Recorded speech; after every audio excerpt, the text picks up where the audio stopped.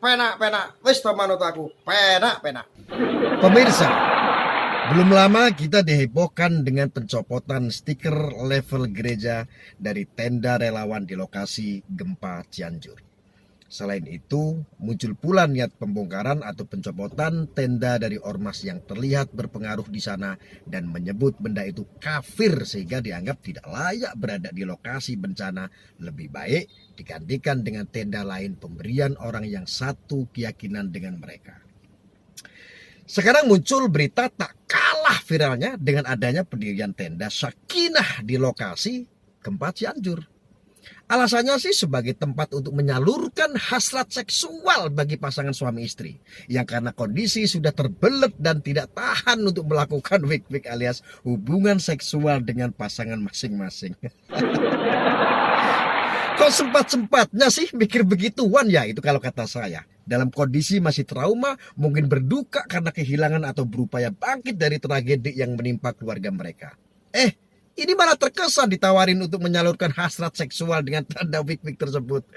Aneh bin ajaib kan?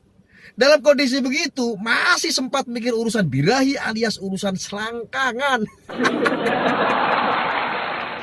Saya pernah menjadi relawan selama beberapa bulan setelah terjadi gempa hebat di Bantul DIY beberapa tahun silam. Saya cukup lama tinggal di tenda-tenda relawan sambil memberi bantuan dan menolong masyarakat untuk bisa bangkit segera dari keterpurukan mereka akibat gempa tentunya. Hanya seingat saya tidak pernah ada tenda khusus untuk menyalurkan asas biologis selama saya berada di sana. Serius, beneran gak bohong. Jadi kalau sekarang di Cianjur ada tenda semacam itu dengan penggunaan bersama-sama, tentunya maka patut dipertanyakan siapa yang tertarik untuk bermain di sana.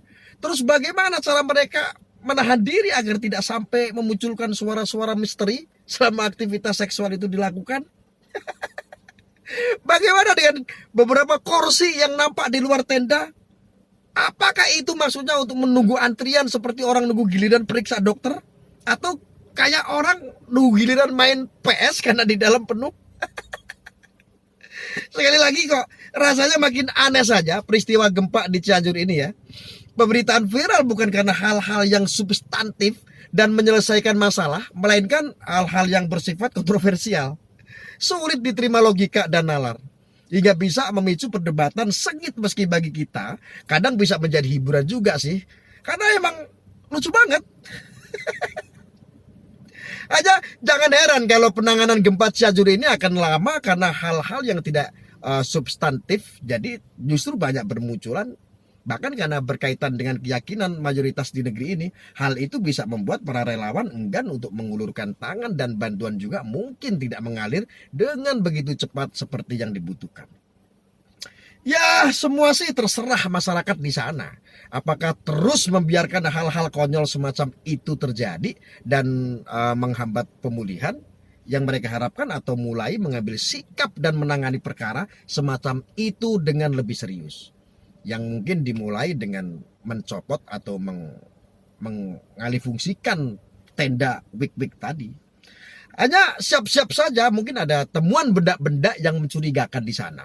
Karena mungkin sudah ada yang pernah memanfaatkan tenda itu untuk bersenang-senang. Udah, kalian jangan ngeres dong mikirnya.